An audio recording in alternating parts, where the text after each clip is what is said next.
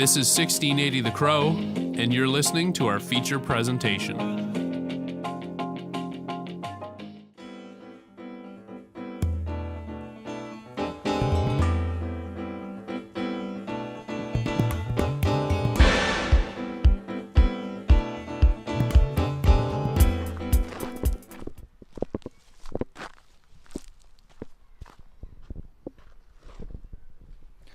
Beautiful British Columbia. It's on every BC license plate you see for a reason. It's simply breathtaking, and we're so lucky to be surrounded by this environment every single day. Right now I'm walking through the forest, just 2 minutes away from my BCIT school campus. British Columbians aren't the only fortunate Canadians. All of Canada is. We're immersed in vibrant, green, and stunning nature. Over the past summer, I found a love for hiking. It was a way for me to appreciate my surroundings and give me a sense of calmness. I enjoyed it so much to the point that my family and I decided to go on a road trip through the Alberta Rockies this past summer. During our trip, I was quick to notice that I wasn't the only one looking to explore Canadian scenery. Many trails were crowded and overrun. The calmness I was seeking was no longer there. This made me wonder, are we loving our nature too much? Meet Stephen Hui. He is an avid hiker and author who has been exploring southwestern British Columbia for over 30 years. Hui has written 3 best-selling guidebooks, all of which are based on the southwestern BC landscape. His books provide insight into different captivating trails and how to find your way around them. I had the chance to speak with Hui about the overusage of trails and the reasoning behind it.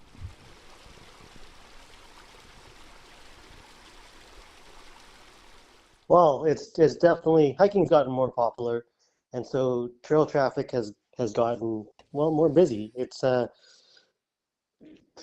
are some of the trails that people refer to as super popular now. They were already popular, but they weren't overcrowded 20 years ago. Now you need a day pass from BC parks to do some of them. Yeah, definitely in the last few years, we've seen a lot more people on the trails, and especially during the pandemic, we saw as people did the really popular trails, more of them started to spill into the more less trafficked, obscure trails, and so you were running into more hikers in strange places. So yeah, it's gotten busier, and more traffic on the trails means more wear and tear on the trails. So a lot of trails are in dire need of maintenance, new signs, new bridges. They're really muddy in sections. They need some work. So there's a lot that could be done to improve the trails. Yeah, for sure. And do you maybe think that with it increasing maybe even a tiny bit over the past summer, that it could have to do with Canadians being reluctant to kind of travel outside of Canada or even just go like to the US and they want to kind of stay more at home and be more local? Yeah, definitely. I think that the border issues and the political situation has led to people who might be going overseas to do outdoor adventure travel, or, staying home and hitting the local trails. So I think that definitely, yeah, has been a recent reason why there's been a lot of added usage, especially on the popular trails. Yeah, definitely. I think that's having an impact. People, who might just take a quick jaunt across the border to do a hike in Mount Baker. Less people are doing that. Yeah. And so what are some of the biggest downsides that come with overpopulated trails?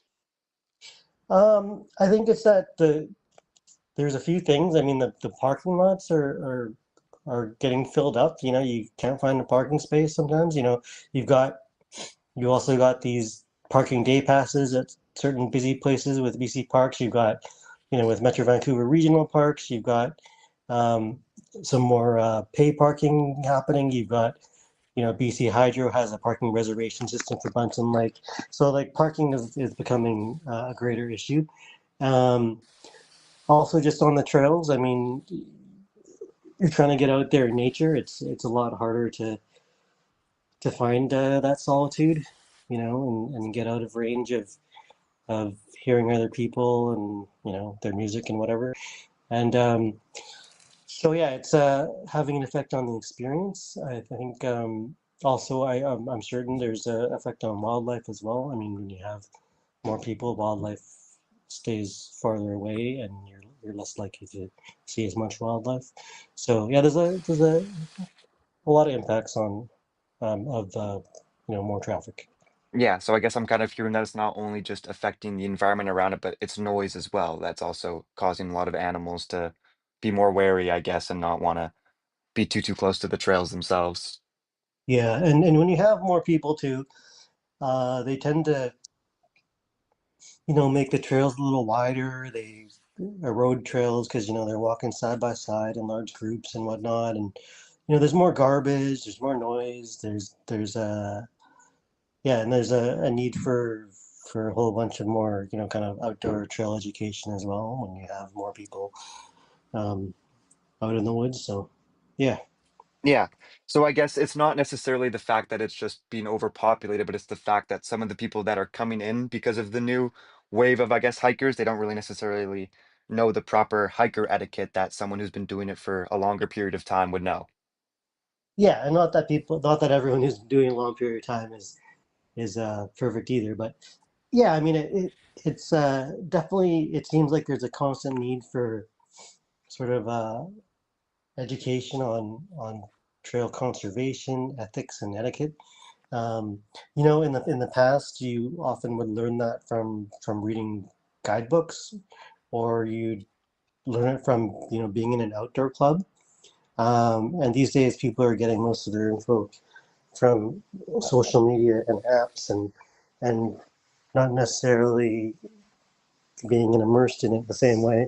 So yeah, you get people just kind of going, seeing a picture of a turquoise lake and then wanting to go there, um, but not knowing anything about the environmental sensitivity of the area or whatnot. So yeah, there's a need for more education. I mean, and BC parks could have more um, kind of educational signage. They do have some, but you could have more educational signage at trailheads about this. And yeah, there's yeah, but it seems like it's a constant issue in outdoor recreation. Yeah. And what do you think the government can do outside of just educating new hikers, new people coming, but what do you think the government can do to kind of help mitigate how many people are really going out there and kind of make the trails more maintained, I guess? Yeah, I mean, there's always been a issue with BC parks and not having enough funding, not having enough rangers. You can go a whole year without seeing a ranger in a provincial park, and if doing tons of hikes, right? And so yeah, there's a need for more rangers uh, to be out there monitoring and taking care of facilities.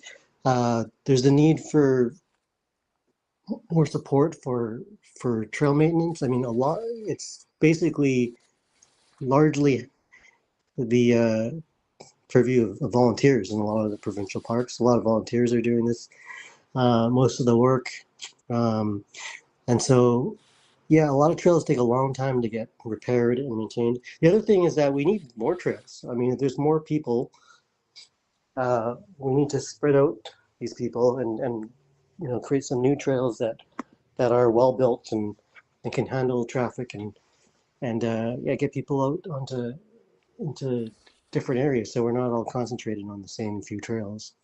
Um, but yeah, I mean the provincial government did create an outdoor recreation fund, which helps fund some trail and outdoor work in the last couple of years. So that was a good thing, and that's administered by the Outdoor Recreation Council of BC. And so we see some projects that nonprofits and whatnot are doing with that funding. So that's a good start. But yeah, we could always just we need more trails and we need more trail maintenance. Yeah. And you also had mentioned that it's very difficult to kind of find parking. So do you believe the government should kind of do more to make these trails more accessible, or would that almost hand in hand kind of make more people be willing to come and even overcrowd these areas even more? Yeah, it's a tricky thing, you know.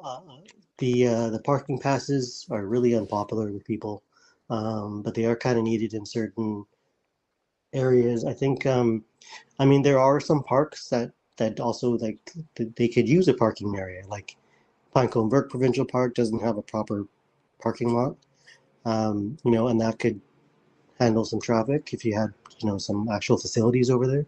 The park doesn't really have any facilities, um, and then we need more. We need transit service and you know options like that to get to parks. We've got you know there's the nonprofit Park Bus offers some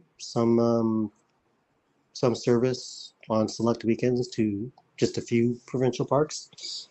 Um, but you know it's not cheap. And then there's also yeah we need some more transit lines that actually are built around um, providing good access to trails. I mean, in Seattle, they have something called I think it's the Trail Bus that provides access from the city to a bunch of hikes up a corridor across the way, and yeah, we could use a lot more transit options for and more frequent and more options for getting to hikes. Yeah, for sure. I mean, myself, I went over to Banff National Park. I know it's different than provincial parks, but when I was over there, like there was kind of like a main parking area, and there was buses that would take you to like Moraine Lake and like all sorts of different lakes and different hiking areas. But it was kind of nice to actually have a way to get there without having to worry about parking. Yeah, I was up in Banff a few years ago and took the bus from Banff to Lake Louise and was like really impressed with that service they have. And Yeah, it's a public bus. It was fantastic. exactly. Um, yeah, it seems like something that we would have in this area with all the hiking. Um, but yeah, we could definitely use more of that. Yeah. Yeah, for sure. All right, well, perfect. That's actually just about perfect for time, Stephen. Thank you for your time. And that's For the Record. I'm Braden Coombs, and you're listening to BCIT's The Crow.